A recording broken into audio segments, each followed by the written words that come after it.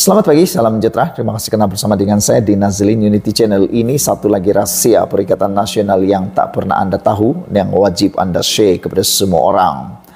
Ianya ialah, beria sangat mau beritahu semua orang, kerajaan nak tumbang, tapi lain pula yang jadi. Ini pula yang jadi. Ahli Parlimen Bangi, Serizan Johan, hanya memandang sinis langkah menjatuhkan kerajaan selepas seorang lagi ahli Parlimen Perikatan Nasional PN menyatakan sokongan kepada Perdana Menteri. Semalam kita dikejutkan dengan pengakuan dan pengumuman daripada ahli Parlimen Tanjung Karang yang akhirnya memberikan sokongan kepada Anwar Ibrahim. Kalau sebelum ini sibuk nak mencari celah untuk menumbangkan Anwar Ibrahim, tapi kita tertanya-tanya dari mana celah untuk mereka menumbangkan Anwar Ibrahim kalau bukannya berkurang sokongan kepada Anwar Ibrahim, bahkan makin bertambah-tambahlah pula. Tak lama lagi dijangkakan 7 lagi akan menyokong Anwar Ibrahim. Namun, di mana celah kononnya Perikatan Nasional mampu menumbangkan Anwar Ibrahim? Langkah Dubai yang disebut-sebut nampaknya memberi petunjuk bahawa ia hanya propaganda pembangkang untuk memburukkan keadaan. Beria mereka mau beritahu semua orang bahawa kerajaan konon tumbang. Lepas itu tup-tup seorang lagi pula menyokong Perdana Menteri Anwar Ibrahim. Pening betul lah Perikatan Nasional sekarang ni, katanya ringkas di aplikasi X. Setakat ini seramai 6 ahli parlimen daripada Perikatan Nasional Parti Bersatu telah mengisytiharkan sokongan kepada Perdana Menteri yang ke-10 Anwar Ibrahim dengan semuanya daripada Parti Pribumi Bersatu Malaysia Bersatu. Himpunan yang diadakan baru-baru ini di hadapan Istana Negara dengan turut dihadiri oleh Tun Dr. Mahathir Mohamad, kononnya bagi memberi tekanan kepada kerajaan tidak berjaya menghasilkan apa-apa padan muka, malah menyaksikan blok pembangkang beralih sokongan kepada kerajaan. Mungkin selepas ini tentera cyber pembangkang akan menyebarkan tarik baru mengenai kejatuhan kerajaan. Sebelum ini Syarizan berkata, kabar angin kononnya kerajaan perpaduan pimpinan Datuk Seri Anwar Ibrahim akan ditumbangkan hanyalah satu percubaan pembangkang untuk memberikan harapan kepada penyokong mereka. Dalam satu temu bual baru-baru ini, beliau berkata, Perikatan Nasional sengaja menyebar propaganda dan memburukkan kerajaan demi menaikkan semangat penyokong-penyokong mereka. Apabila kita sudah tahu bahawa dalam 4 tahun ini PN memang terpaksa menjadi pembangkang, mungkin penyokong-penyokong pun tidak lagi mahu bersemangat seperti dahulu, kata beliau lagi. Sekian dulu untuk kali ini. Jangan lupa tinggalkan komen anda, tekan butang subscribe. Malaysia kita punya, kita jaga sama-sama, cintai Malaysiaku. Bye-bye. Selamat pagi, salam sejahtera. Ini satu lagi pendedahan daripada Sanusi yang paling mengejutkan kita. Sanusi tanpa segan-selu ulangi untuk minta 100 juta ringgit untuk jamin kemucup pun tak ditebang. Datuk Seri Muhammad Sanusi Maknor mengulangi permintaannya supaya Putrajaya membayar pampasan pengekalan hutan berjumlah 1 juta ringgit setahun, 100 juta ringgit setahun kepada kerajaan negeri Kedah. Menurutnya, polemik isu yang berlaku di hutan simpan Ulu Muda akan berakhir jika kerajaan persekutuan berbuat demikian sebagai pampasan memelihara kawasan tadahan itu.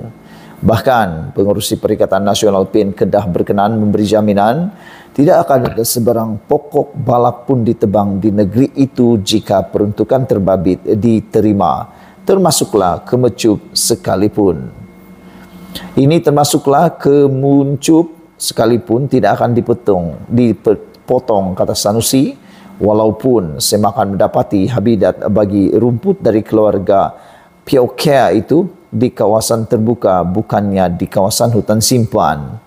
Pemimpin PAS yang suka berkaraoke hingga awal pagi itu juga menegaskan peruntukan tersebut sudah dituntut Kedah sejak 4 tahun lalu sebagai ganti kepada kehilangan hasil negeri.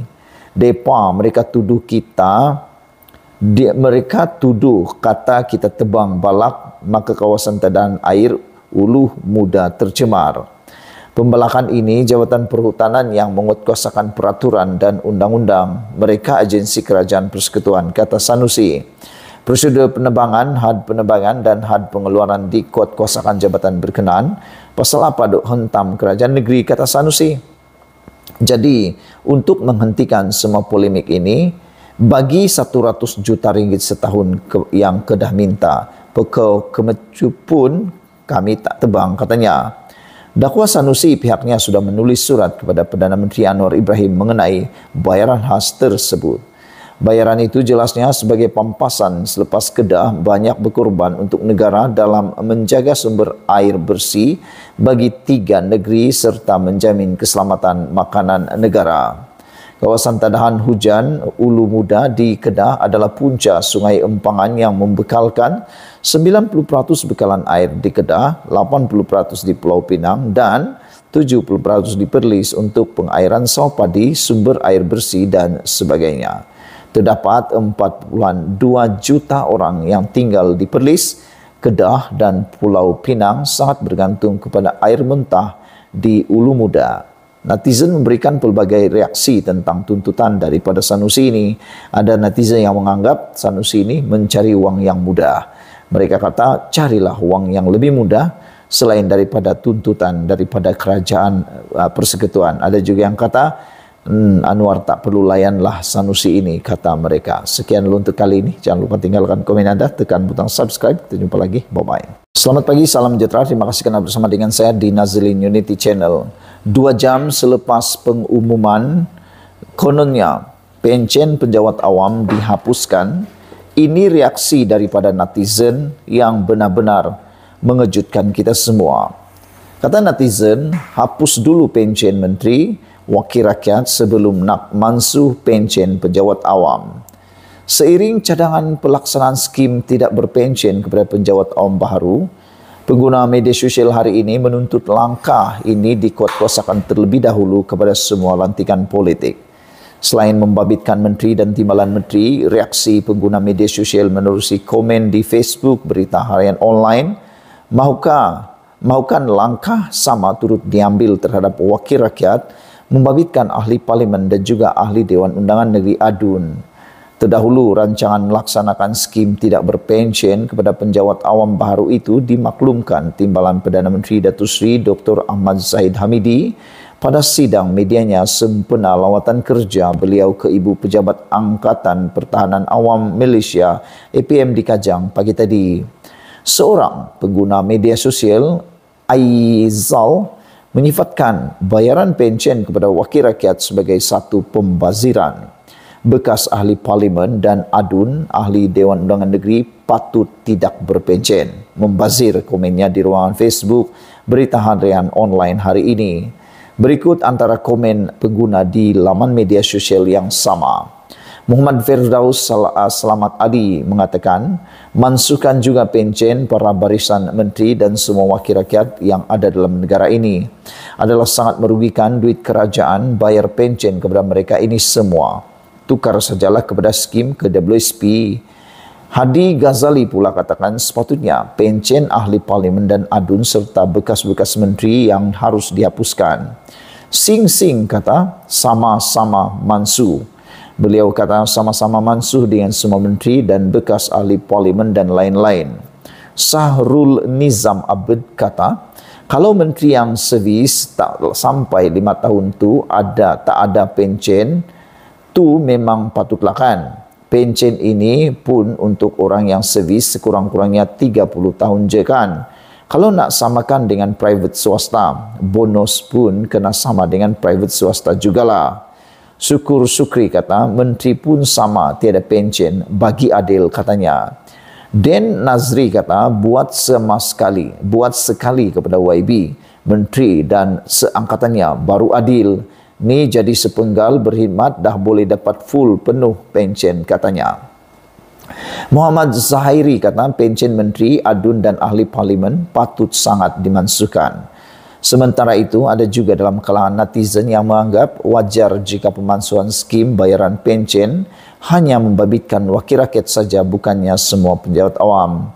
Sebagai contoh, Rashid Hamad melalui komennya berkata, pemansuhan pencen khusus untuk barisan menteri dan wakil rakyat sahaja. Pencen penjawat awam dikekalkan dan perlu ditambah amaunnya. Jabatan Perkhidmatan Awam ketika ini sedang menerajui kajian sistem saraan perkhidmatan awam yang akan menjadi dasar baharu kerajaan khususnya berkaitan kaedah berpencen pejabat awam. Ketika ini, semua pejabat awam diberi 2 skim pencen pilihan sama ada untuk menerima bayaran pencen tetap sebulan selepas berpencen atau mencarum di KWSP.